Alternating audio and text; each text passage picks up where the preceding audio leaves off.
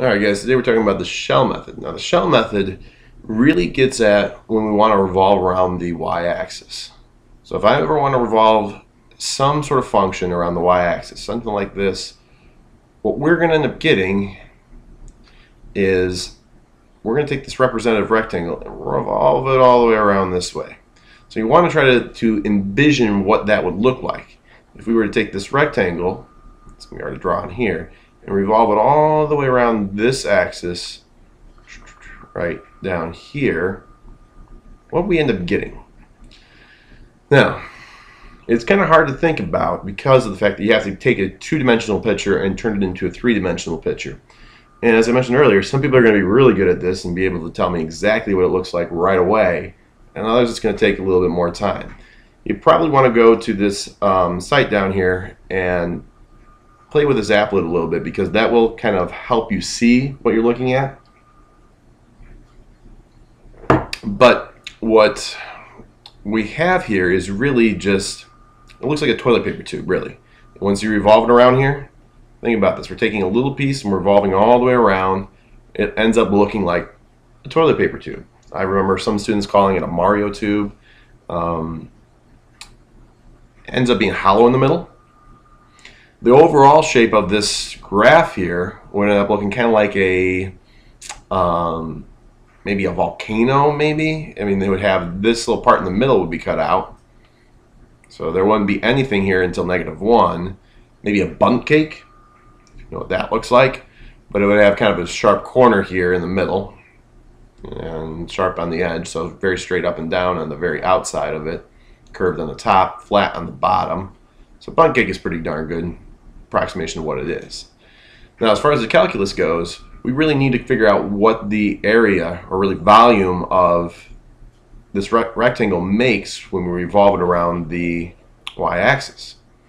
Now, it's going to be hard to talk about on here because I can't really seem to get the animations to come through and record on this program. If you go on the website, you might be able to tell a little bit more. But if we get a tube, the volume for the area of a cylinder is really just your circumference, 2 pi r, times your height. So if you unwrap this all the way out, you end up getting a rectangle, really, with the width being the circumference, the height being the height of it, and then you have some small dx, that's the width of it. So circumference times height times width dx. That's our formula. That's really it. Circumference times height. And if you can remember that, you'll know the formula for our shell methods. Now, it calls it cylindrical shells. That's really why they're calling it the shell method. So if you have a cylinder here, so like if we have our whole cylinder, we're only looking at the shell of the cylinder. So that's why they call it a shell.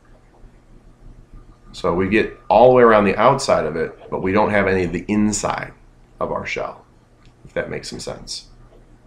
I don't know if my picture's just making more messiness here or if it's actually helping you understand it.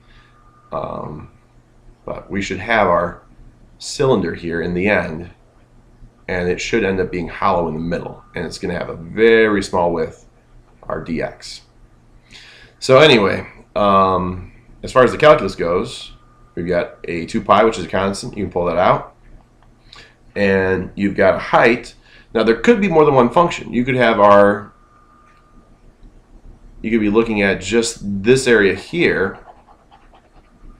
So our height would end up being top minus bottom. So when that happens, you got to take the height a little bit more seriously. But in this case, our height's just f of x.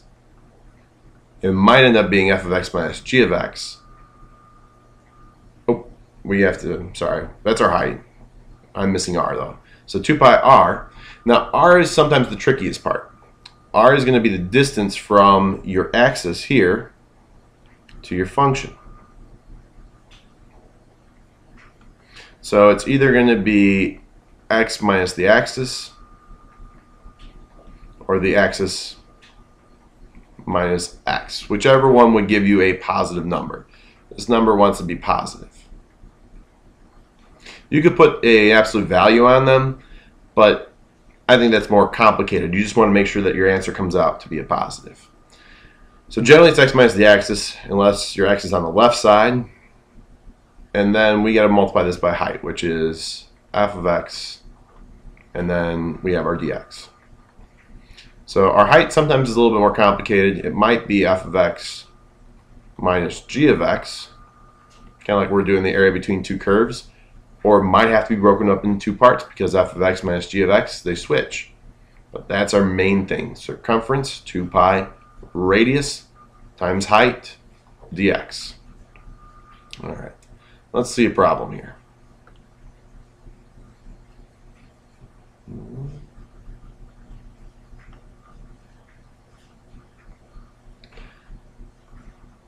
All right, so first thing we got to do is we got to graph things out here. We got x squared plus 1, up 1, 2, 4, 8.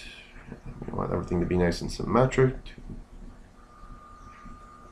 4, 8. There's our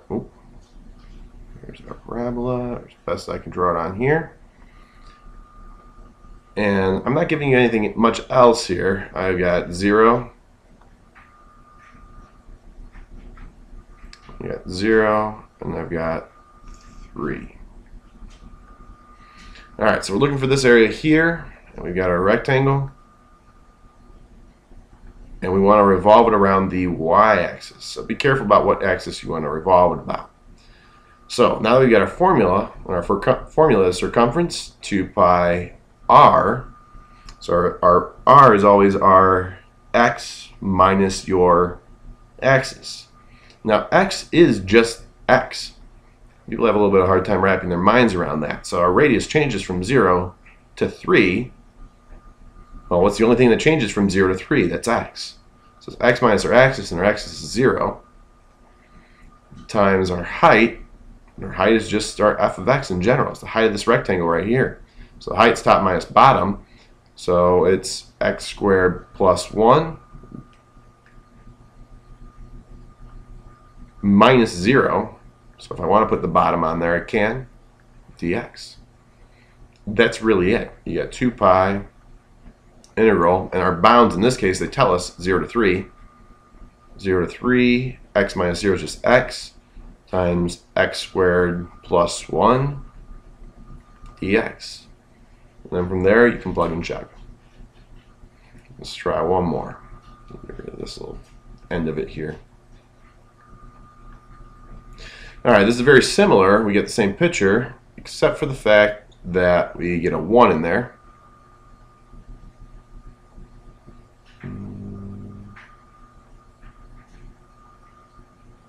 So our picture should be very similar.